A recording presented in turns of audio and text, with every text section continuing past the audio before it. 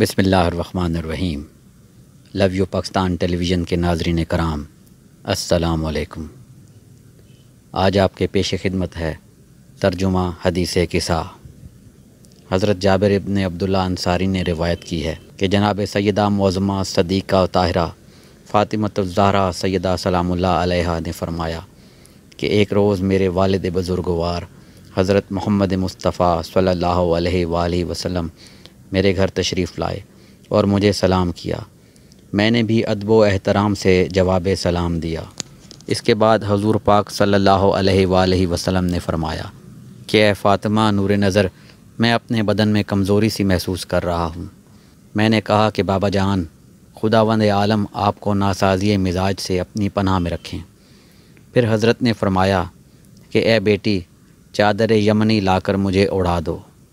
حسب فرمان جناب سیدہ سلام اللہ علیہا نے اپنے والد بزرگوار کو یمنی چادر اڑا دی اور آپ کی طرف دیکھنے لگیں کہ آپ کا چہرہ مبارک نور سے اس طرح چمکنے لگا ہے گویا کہ 14ویں کا چاند ہے۔ جناب سیدہ سلام اللہ علیہا نے فرمایا، ابھی ذرا سی دیر ہوئی تھی کہ ناگہاں میرا فرزند امام حسن علیہ السلام میرے پاس آ گیا اور مجھے مادر گرامی کہہ کر سلام کیا۔ میں نے جواب دیا، اے میرے نور نظر، اے میرے میوہ دل، خدا تمہیں زندہ و سلامت رکھے۔ پھر حضرت حسن علیہ السلام نے عرض کی، اے امی جان، میں آپ کے پاس ایسی پاک و پاکیزہ خوشبو محسوس کر رہا ہوں کہ گویا وہ میرے جد بزرگوار جناب رسول خدا کی خوشبو ہے۔ میں نے کہا، بے شک تمہارے نانا جان کسائے یمانی اوڑے استراحت فرما رہے ہیں۔ پس جناب حسن علیہ السلام قریب گئے اور اپنے نانا جان کو ادب و احترام کے ساتھ سلام عرض کیا اور کہا، آیا مجھے اجازت ہے میں آپ کے پاس اس کملی میں داخل ہو جاؤں؟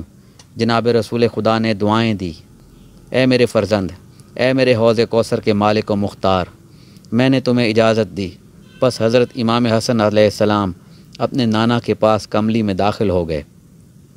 جناب سیدہ عالم صلوات اللہ علیہا نے فرمایا، ابھی تھوڑی دیر گزری تھی کہ ناگہاں میرا بیٹا حسین علیہ السلام آ گیا اور کہا، مادر گرامی، سلام عرض کرتا ہوں۔ میں نے جواب سلام میں کہا، اے میرے فرزند، میرے نور نظر، میرے میوہ دل، خدا تمہیں زندہ و سلامت رکھے۔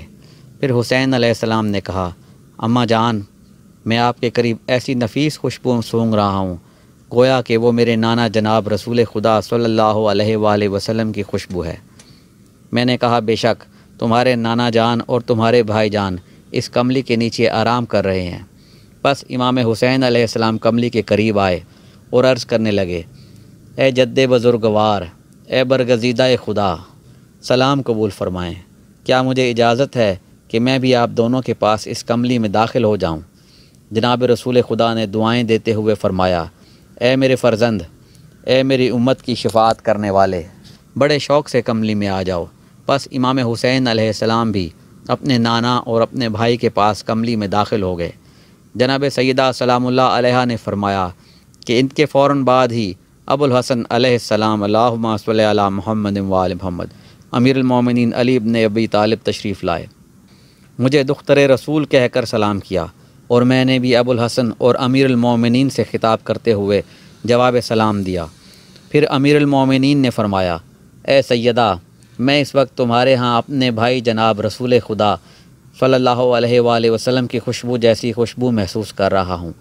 میں نے کہا، بے شک میرے والد بزرگوار ماں آپ کے دونوں فرزندوں کے اس کملی کے نیچے آرام فرما ہے۔ پس جناب امیر المومنین علیہ السلام کملی کے قریب آئے اور رسول خدا کو سلام عرض کرنے کے بعد کملی میں داخل ہونے کی اجازت طلب کی۔ جناب رسول خدا صلی اللہ علیہ وآلہ وسلم نے اخی، وصی، خلیفہ اور صاحب لواء کے الفاظ سے نوازتے ہوئے جواب سلام دیا اور اجازت مرحمت فرمائی۔ پس جناب امیر علیہ السلام بھی کملی میں داخل ہو گئے۔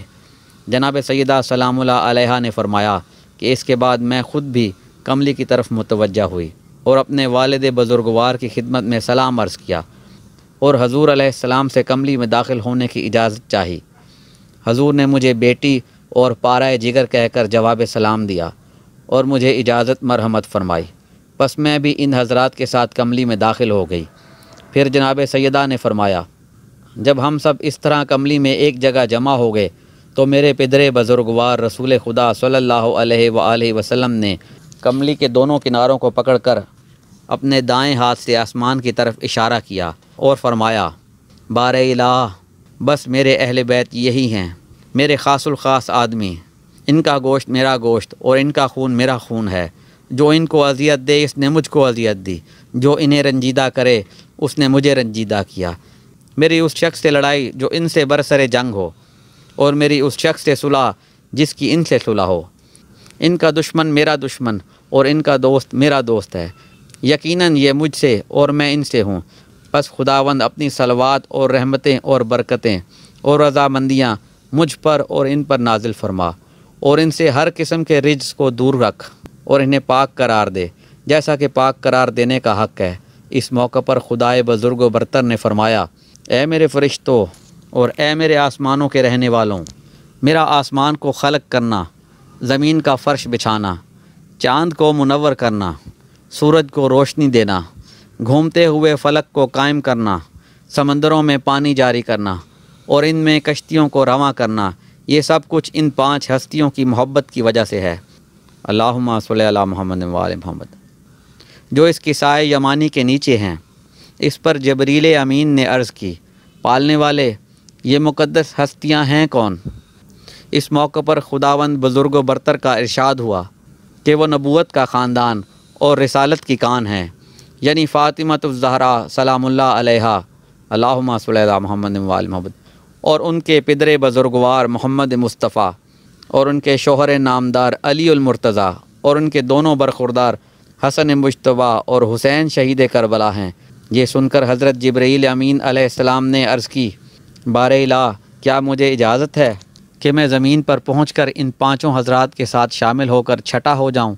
خداوند عالم نے اجازت مرحمت فرمائی۔ پس جبریل امین پرواز کر کے زمین پر آئے اور رسول خدا سے بعد ادائے آداب عرض کی، خدائے بزرگ و برتر آپ کو سلام کہتا ہے اور تحیہ و اکرام کے ساتھ مخصوص کرتا ہے، اور اپنی عزت و جلال کی قسم کھا کر یہ ارشاد فرماتا ہے کہ میں نے آسمان کو پیدا کیا، زمین کو فرش بنایا، چاند کو نورانیت بخشی، سورج کو روشنی عطا کی، گردش کرنے والے آسمان کو قائم کیا، سمندروں کو جولانیاں دی، کشتیوں کو ان میں رواں کیا۔ یہ سب کچھ جو میں نے کیا محض تمہاری خاطر اور تمہاری محبت کے باعث کیا۔ پھر جبریل امین نے رسالت بارگاہ میں عرض کی، مجھے تو خداوند عالم نے آپ صلی اللہ علیہ وآلہ وسلم کے ساتھ شامل ہونے کی اجازت عطا فرما دی ہے، کہ آپ بھی مجھے اجازت مرحمت فرمائیں گے؟ جناب رسول خدا نے جواب سلام کے بعد فرمایا کہ ہاں اے جبرائیل، تمہیں بھی اجازت ہے، تم وحی الہی کے امین ہو۔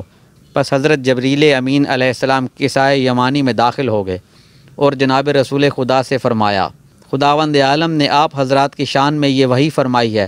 ارشاد باری تعالیٰ ہوتا ہے، خداوند عالم بس یہی چاہتا ہے، اے اہل بیت رسول علیہ السلام، تم کو ہر قسم کے رجس سے دور رکھے اور ایسا پاک رکھے جیسا کہ پاک رکھنے کا حق ہے۔ پھر جناب سیدہ سلام اللہ علیہ ارشاد فرماتی ہیں کہ امیر المومنین حضرت علی ابن ابی طالب علیہ السلام نے میرے والد ماجد سے عرض کی، اے رسول خدا، مجھے یہ تو بتائیے کہ ہم سب کا اس چادر یمانی کے نیچے جمع ہونا خدائے بزرگ و برتر کے نزدیک کیا فضیلت رکھتا ہے؟